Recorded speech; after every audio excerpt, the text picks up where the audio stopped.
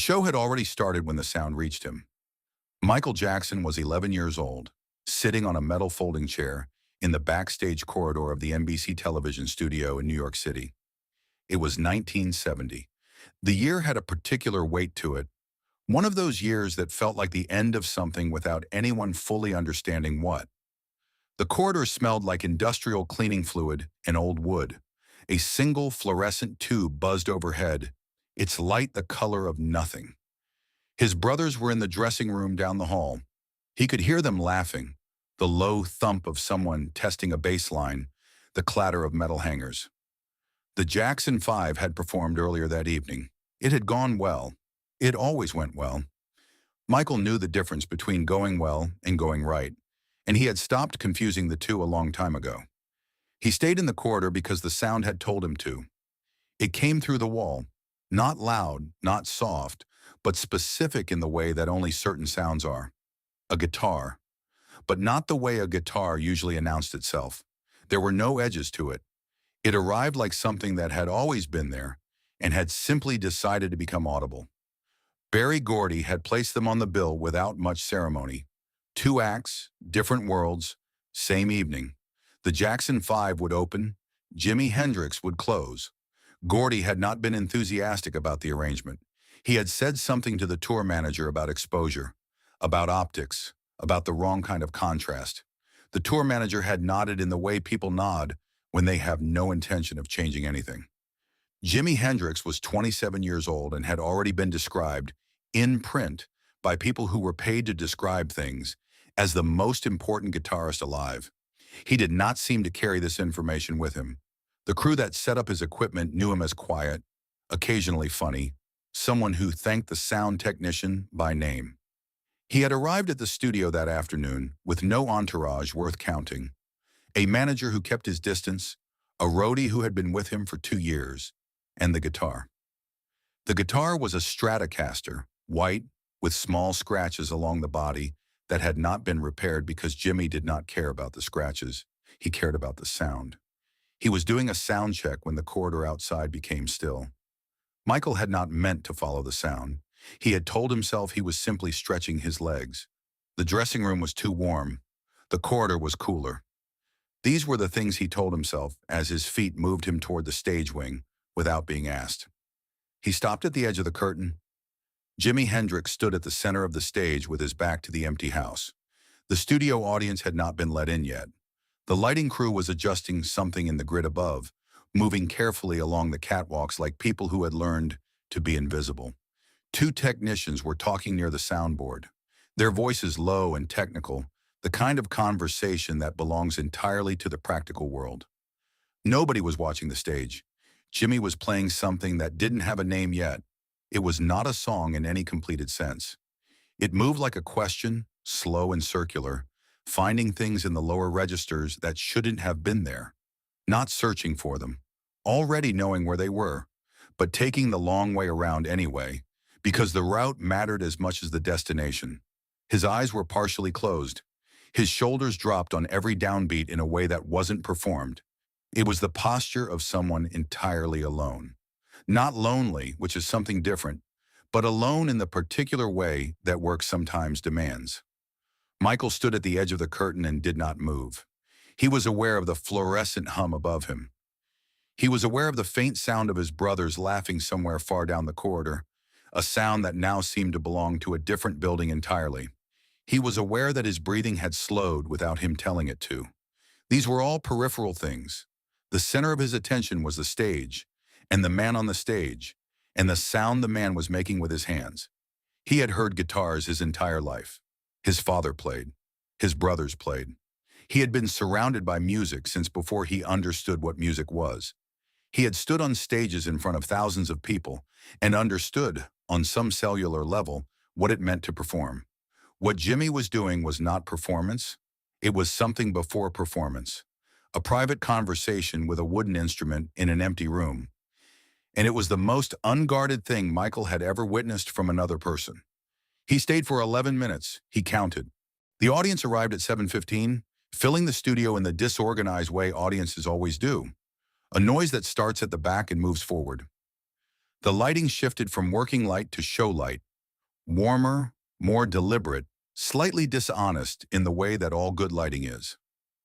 Michael watched from the side of the stage as Jimmy's band settled into position. The drummer exchanged something quiet with the bassist. Jimmy stood at the microphone and looked out at the crowd with an expression that was neither warm nor cold. Present. That was the word for it. He was entirely present in the way that very few people manage to be.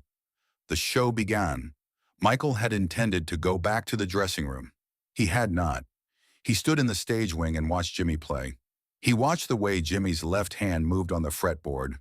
Not the speed of it, which was extraordinary, but the economy of it. The way each movement had been decided before it was executed. The absence of waste. He watched the way Jimmy bent notes like he was having a disagreement with the string and winning. He watched the way Jimmy used the silence between notes as carefully as the notes themselves. Michael's hands were in his pockets. He had put them there without thinking. He was 11 years old and he understood almost none of what he was watching technically, but understanding it technically was beside the point. He understood it the way you understand weather. Not the mechanism, but the weight of it. The audience was on its feet for most of the set. Jimmy did not acknowledge this particularly.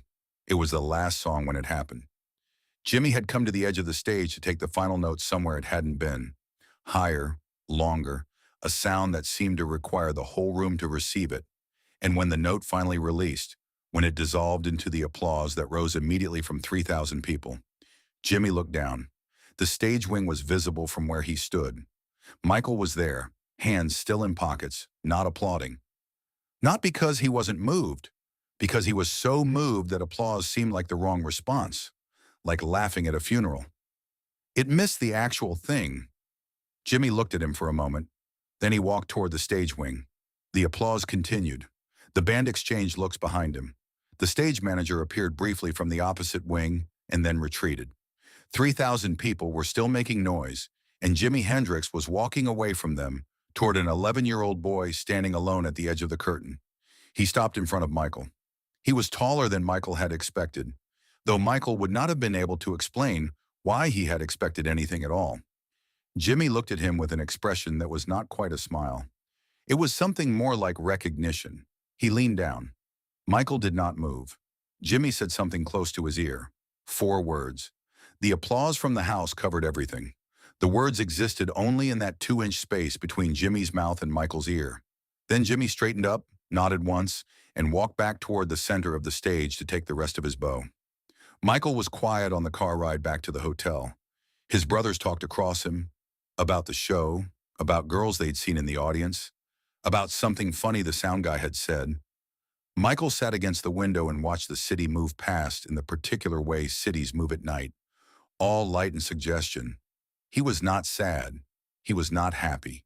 He was in a state that he didn't have a name for yet, where something has happened to you and you need time alone with it before it becomes language.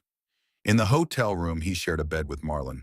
Marlon fell asleep within 10 minutes, the deep and total sleep of someone with nothing unresolved. Michael lay on his back in the dark with his arms at his sides and stared at the ceiling. The air conditioning unit cycled on and off. Somewhere down the hall, a door opened and closed. He held the 4 words in his mind the way you hold something small and breakable, carefully and with both hands, making sure not to set it down anywhere it might get lost or buried under everything else that was always trying to claim space. 3 months later, back in Gary, Indiana, Michael spent an afternoon alone in the garage. This was unusual. He was almost never alone. The family was large and loud and arranged itself around shared space like something organic. But his mother had taken his brother somewhere, and his father was working, and the house was quiet in a way it almost never was. Michael found a mirror that leaned against the garage wall. He stood in front of it and tried to remember the way Jimmy had stood at the microphone in that first moment before the music started. The weight of it, the stillness, the specific quality of being entirely present without trying to be. He tried to find it in his own body. He didn't find it that afternoon. He came back the next afternoon and tried again. In the years that followed, the people closest to Michael would occasionally notice something. In the moment before he walked on stage, not the seconds of counting down, not the last breath before the music started, But the moment just before all of that, he went somewhere. His eyes didn't close. His expression didn't change particularly. But something inside him stilled in a way that was unlike anything they had seen in other performers. His choreographer, who had worked with him for over a decade, asked him about it once. Michael thought about the question for a while before answering. "There was this guy," he said. "When I was a kid, he played at the same show as us once, and I watched him from the side of the stage before his set. He was just playing for himself. Nobody watching, nobody listening. And he was completely—" Michael paused. "He was completely there, like there was nothing else in the world except him and the guitar." The choreographer waited. "I try to find that before I go on," Michael said. "Every time. I try to find whatever he had." The choreographer asked who it was. Michael told him. In 2003, 33 years after that night at the NBC studio, a journalist asked Michael Jackson to name the single performance that had most influenced him as an artist. The question had been asked before, in various forms, and Michael had given various answers.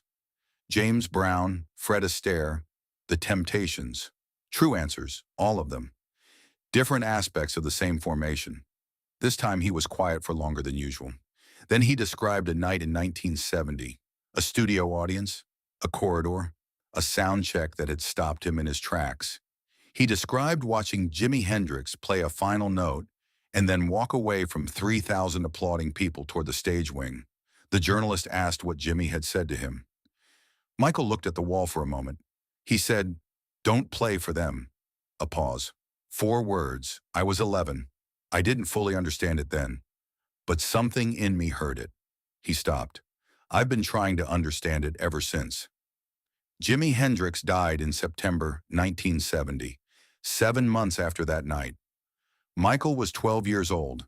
He was in the studio when someone brought the news. The session continued. There were schedules, there were things to be recorded, there were people who needed to be paid. The industry moved the way it always moved, with or without the dead. Michael finished his takes that day, but those who were in the room said he was somewhere else entirely, not distracted, not sad in any visible way. Just gone, to some place inside himself where something had arrived that he didn't know what to do with yet. He put it away carefully, the way you put away something you aren't ready to use. He would reach for it for the rest of his life.